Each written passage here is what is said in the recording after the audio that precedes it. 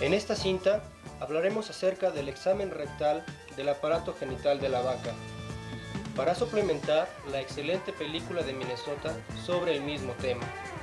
Así, les presentaremos 3 metas de diagnóstico que pueden ser logradas por el simple examen físico y rectal en las vacas. Estos son: 1. Diagnóstico o diferenciación entre gestación y no gestación. 2. Diagnóstico de condiciones patológicas del útero y ovarios. Y 3. Prognosis de la presente condición y o predicción de eventos fisiológicos por venir, como sería estro o parto.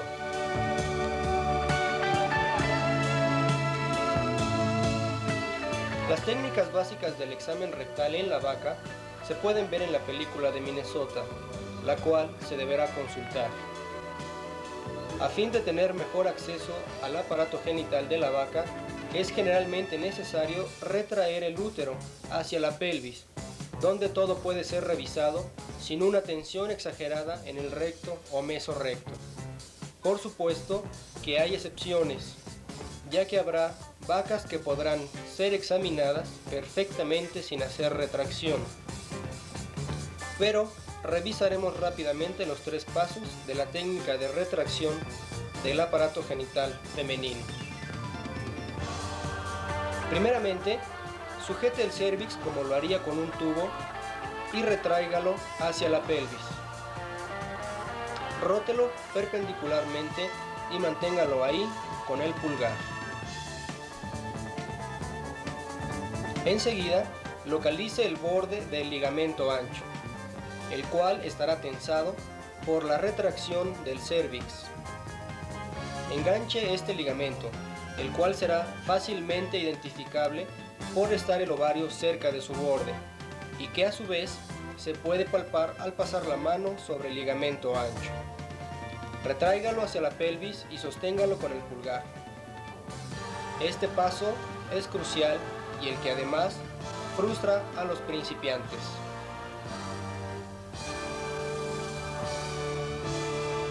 Después, localice los ligamentos intercornuales, de los cuales el ventral es el más grueso y por lo tanto el que se utiliza para la retracción por ser más difícil de romper. El útero está ya listo para ser revisado. Como recordatorio, yo siempre examino el útero primero y después los ovarios. La razón de este orden aparentemente poco importante será discutida más adelante. El tamaño, consistencia, tono y contenido del útero se palpa ahora. Esto puede hacerse simultáneamente con el deslizamiento de membranas del examen de gestación.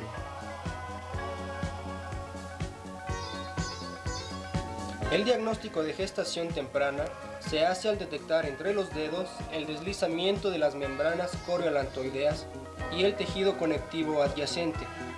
Este aspecto está incluido en la película antes mencionada. Por lo tanto, únicamente haré un recordatorio. Las membranas se sujetarán entre los dedos, nunca entre la punta del índice y el pulgar, y menos aún con las uñas.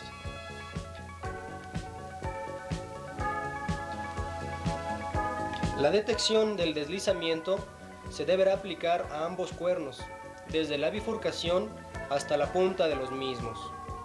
Frecuentemente, el palpador no detecta una gestación por no revisar ambos cuernos.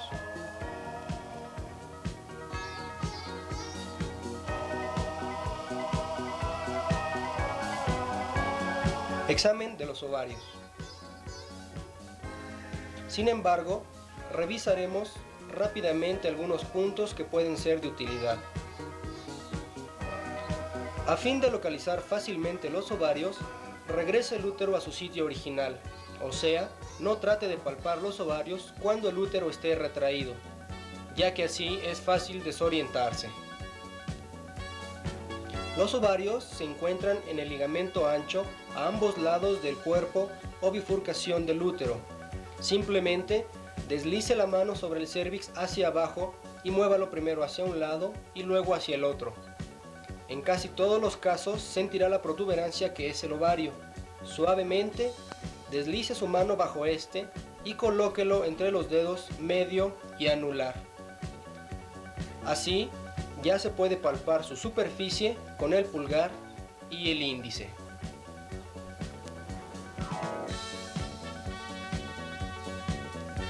Estructuras ováricas. A fin de poder diferenciar más correctamente las estructuras ováricas, considere lo siguiente. Los folículos son esencialmente vesículas. Imagínese una ampolla llena de líquido. Esto le dará una mejor idea de lo que está palpando. En contraste con la palabra cuerpo, puesto que ya un cuerpo lúteo está formado de tejido glandular con consistencia de hígado.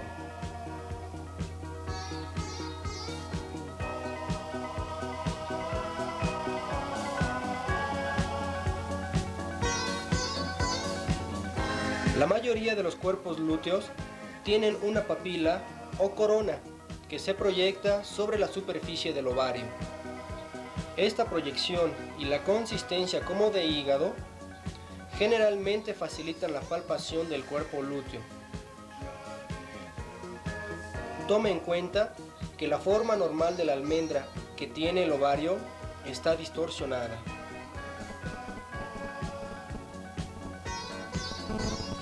Sin embargo, algunos cuerpos lúteos no tienen esa papila. En estos casos es de utilidad recordar que esa proyección es simplemente la punta del iceberg, ya que la mayor parte del cuerpo lúteo se encuentra enterrada en el ovario. Por lo tanto, es necesario hacer una palpación profunda del ovario para detectar la línea de demarcación entre el borde inferior del cuerpo lúteo y el estroma ovárico. Esta cintura o ecuador se palpa generalmente con la punta del pulgar. Recordemos nuevamente que aún sin la papila, el ovario está distorsionado de su forma normal. Los quistes ováricos se palpan como folículos muy grandes. A fin de simplificar, definamos un quiste como una ampolla llena de líquido de más de 20 a 25 milímetros de diámetro. La bolsa ovárica, aun cuando no se palpa rutinariamente, se puede examinar en casos de vacas repetidoras, que ciclan normalmente pero no conciben. Para examinarlas, sujete el ovario entre el pulgar y el índice, mientras los otros dedos se deslizan lateralmente por el mesovario y el ligamento ancho. Generalmente se engancha la bolsa ovárica con los dedos, pudiendo entonces ser invertida, permitiendo así la palpación del oviducto con los dedos y el pulgar.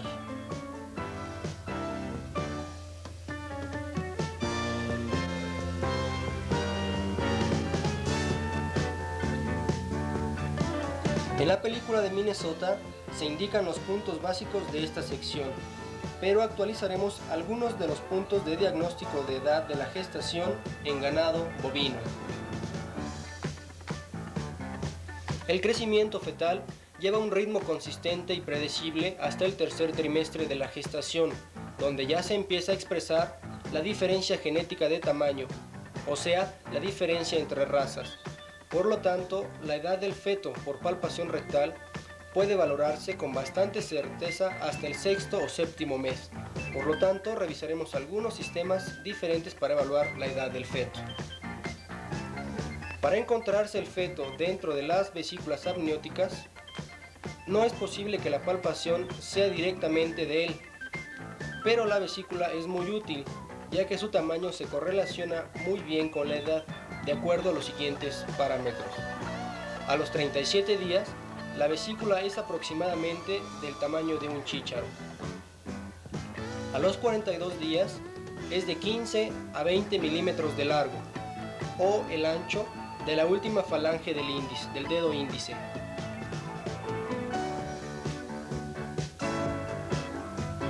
A los 48 días, la vesícula tiene más o menos 35 milímetros o el ancho de 2 dedos.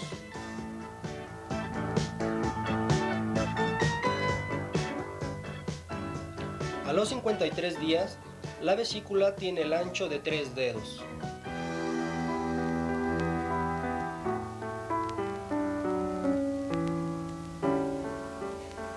A los 58 días, ya tiene el ancho de 4 dedos y se ha empezado a suavizar considerablemente, de manera que ya es posible palpar al feto.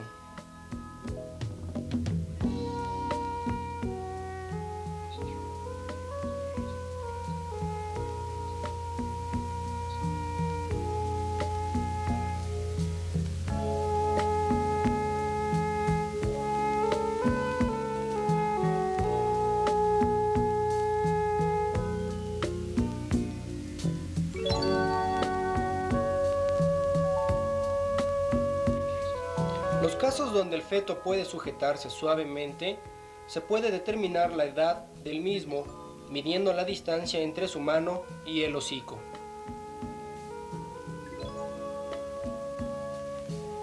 A los 70 días, esta distancia es aproximadamente del ancho de la punta del dedo índice.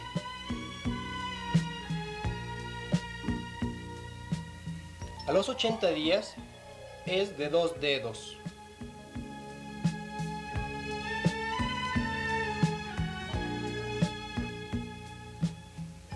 A los 90 días es de 3 dedos.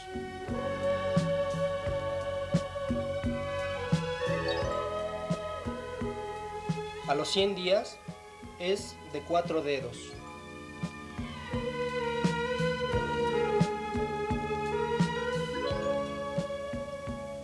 A los 110 días es de 4 dedos a la altura de los nudillos.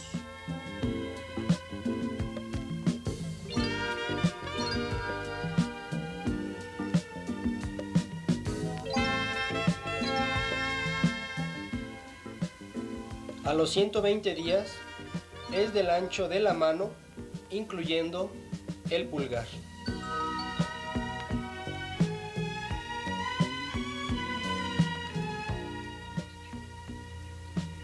Revisaremos en este método la determinación de la etapa de la gestación por la longitud existente entre grupa y hocico, y que resulta una forma simple y útil para determinar la edad en gestaciones más avanzadas.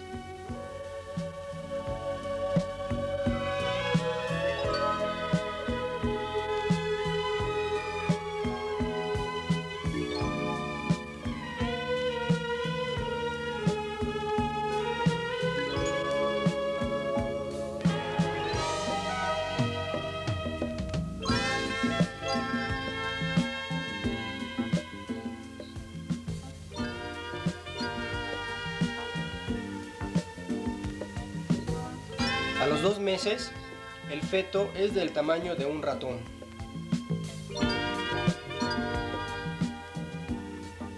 A los 3 meses, el feto es del tamaño de una rata.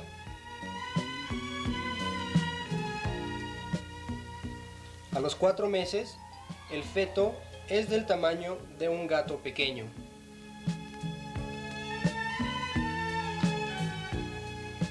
A los 5 meses, el feto es del tamaño de un gato grande.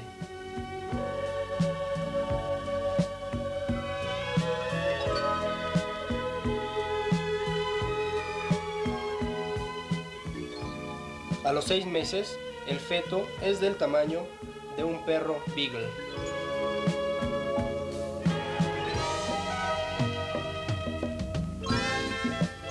Existen también métodos indirectos para determinar la edad. Estos serán menos exactos que la palpación directa del feto, pero frecuentemente no son suficientes signos palpables. La palpación de los placentomas es un signo positivo de gestación, indicando generalmente una gestación de al menos 85 días. Aun cuando se desarrollan mucho antes, es hasta esta fecha que es posible palparlos. Algunos libros indican que es posible conocer la edad del feto por medio del progresivo aumento del tamaño de los placentomas palpados, aun cuando estos pueden ser los únicos signos detectables. Es necesario recordar que este método es muy inexacto por existir diferencias en el tamaño de los placentomas de un mismo útero. And there's no one here at all. Still the music will not end. Why is it Siendo posible, entonces, que dos palpadores, al encontrar diferentes placentomas, diagnostiquen una edad diferente para la misma gestación. La determinación del frémito en una o ambas arterias uterinas medias es, con raras excepciones, consistente con gestaciones avanzadas, o sea, de más de 120 días. El frémito se presenta en las arterias que proveen únicamente al cuerno uterino gestante, hasta más o menos al 7º mes, cuando ambas arterias pueden ya presentarlo. Sin embargo, la arteria del lado gestante estará más grande.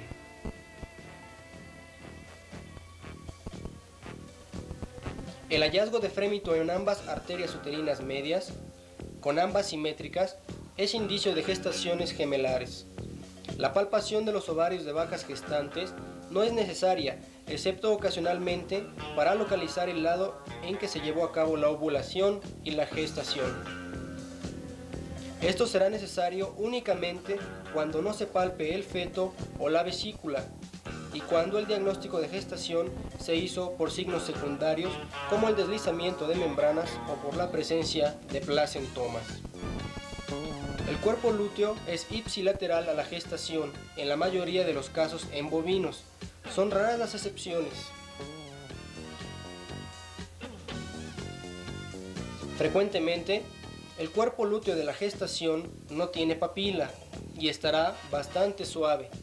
En estos casos, los palpadores principiantes se ven tentados a diagnosticarlos como quistes y hasta pueden intentar romperlos.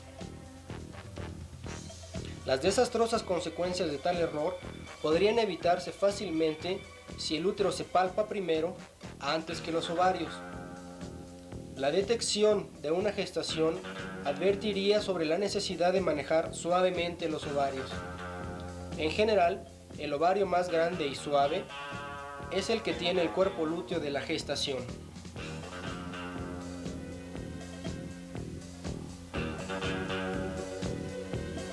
Endometritis. En este caso, el útero se palpará engrosado, consistencia de masa y puede o no haber descarga vaginal. Piometra. Puede ser fácilmente confundida con gestación, ya que el útero está pesado y lleno de líquido, pero no hay deslizamiento de membranas, placentomas o feto palpable.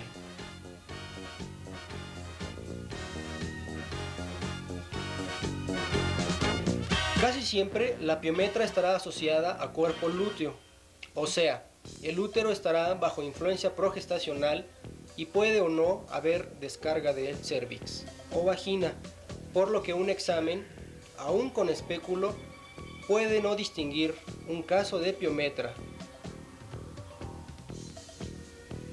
Es por lo tanto necesario diagnosticar esta condición vía rectal.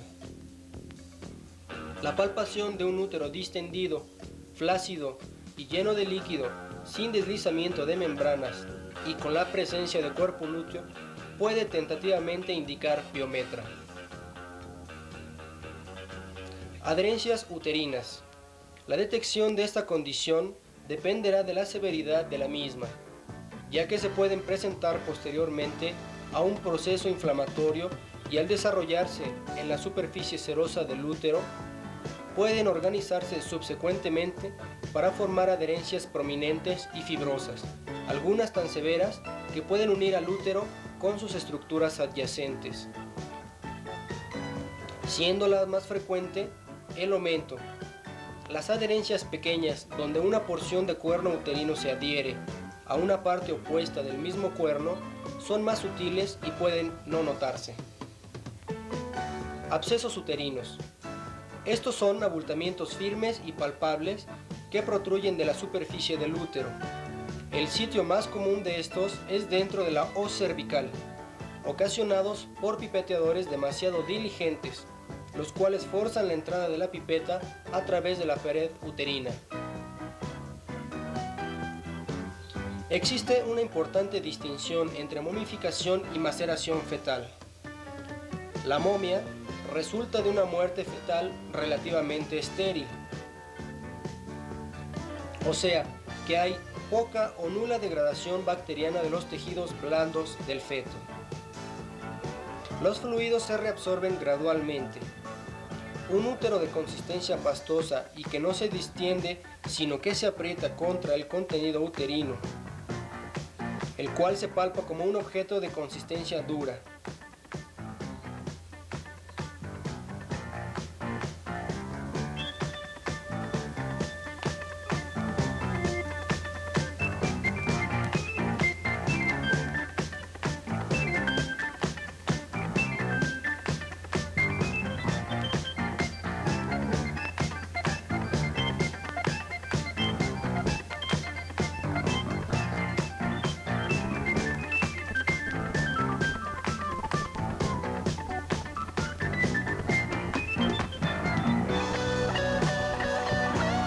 Sorprendentemente, hay poca patología endometrial asociada con esta condición. Y si se extrae la momia, el pronóstico reproductivo es bueno. En este problema no hay mal olor.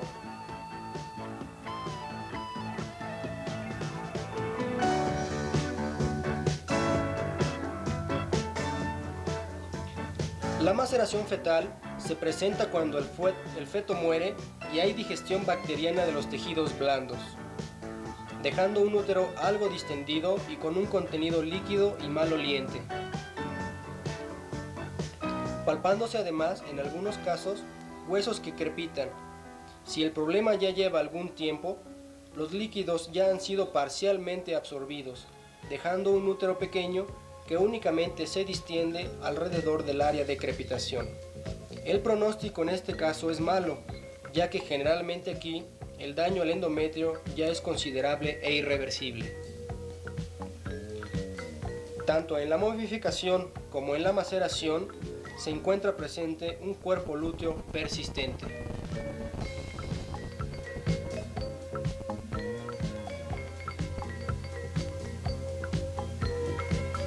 La anormalidad más comúnmente encontrada en el ovario de la vaca lechera es el quiste ovárico, que como ya se mencionó anteriormente, es una estructura llena de líquido y de más de 20 a 25 milímetros de diámetro, la que se asocia con una deficiente liberación de LH. El hallazgo de una estructura llena de líquido y con el diámetro ya mencionado en el ovario de una vaca no gestante deberá diagnosticarse tentativamente como quiste, los cuales pueden ser de 3 tipos. Se palpan como folículos excesivamente grandes. Frecuentemente se encuentra más de uno en el ovario. Tienen paredes delgadas, tensas y están llenas de líquido, distorsionando la forma y el tamaño del ovario considerablemente. Algunos pueden ser rotos fácilmente con una presión suave y con la fuerza equivalente a la que se necesita para reventar una uva muy madura. Estos son quistes patológicos y pueden ser tan grandes como un quiste folicular. Aun cuando la pared es considerablemente más gruesa, ya que la pared contiene gran cantidad de tejido lúteo, dando al palpador la impresión de una pared más dura que en un quiste folicular. Algunas veces habrá un borde palpable de tejido lúteo, que puede localizarse en la base de la punta del quiste. Estos son quistes patológicos y son difíciles de diferenciar de quistes foliculares, los cuales también son estructuras llenas de líquido pero generalmente con una ligera papila.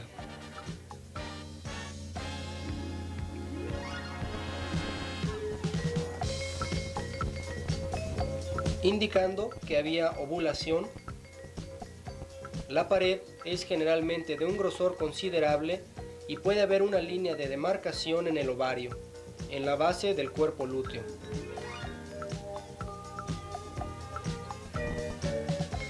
Estos no se consideran estructuras patológicas. Se puede sospechar un problema cuando el ovario no se puede mover libremente de su posición normal. Ambos lados del cuerpo uterino ya que el ovario puede estar incrustado en porciones de la bursa o el ligamento ancho. La importancia de esta condición es que el transporte del óvulo puede no ser afectado.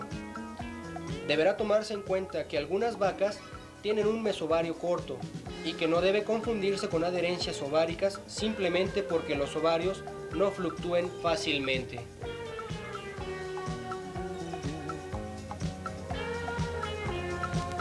Los abscesos, a semejanza de los quistes, distorsionan considerablemente el tamaño y la forma del ovario.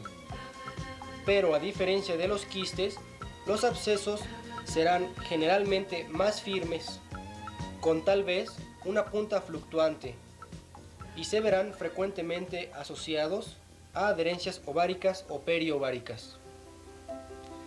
Me permito hacer un comentario acerca de los ovarios lisos. Existe un periodo en el ciclo de cualquier vaca, el cual se presenta entre el día 18 y el 5, o lo que es lo mismo, 2 días antes del estro hasta el día 5 post-estro, que es cuando una vaca que está ciclando normalmente tiene pocas estructuras palpables, pudiendo entonces diagnosticar erróneamente ovarios inactivos.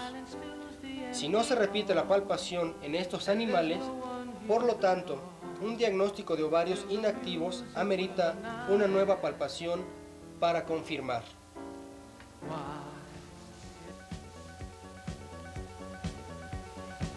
El paso de la pipeta de inseminación por la vagina hacia el útero deberá hacerse limpia y rápidamente para evitar problemas asociados con tensión excesiva. Previamente, la vulva deberá limpiarse. Se introduce la mano por el recto para tomar la porción posterior del cérvix, únicamente después de empujar hacia adelante, a fin de enderezar el canal vaginal, de manera que la pipeta no se atore en los dobleces vaginales. La pipeta se introduce por la comisura dorsal de la vulva,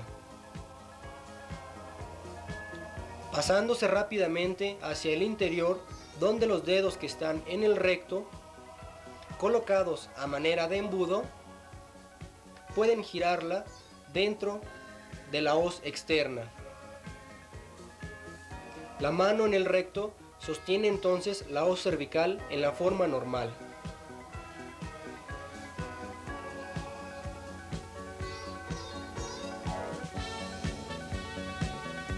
Y suavemente manipula el cérvix hacia la pipeta.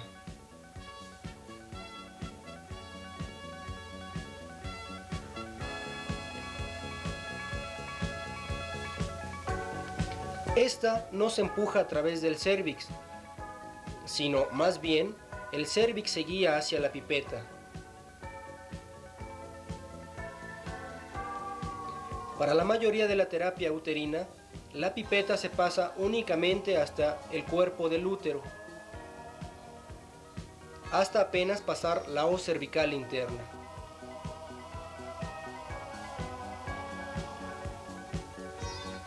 Notar que la bifurcación palpable del útero está bastante adelante de la verdadera, y es por lo tanto fácil equivocarse e introducir ya sea el semen o los medicamentos en un cuerno únicamente. Para evitar esto, se debe palpar la punta de la pipeta, apenas pasando el anillo cervical interno, antes de depositar el medicamento o semen. Doblaje al español por el equipo del Departamento de Reproducción. Voz, Jaime Crespo Mendoza. Edición e ingeniería, Carlos Esquivel Acroa. Música, Arturo Huitrón y Adriana Vera.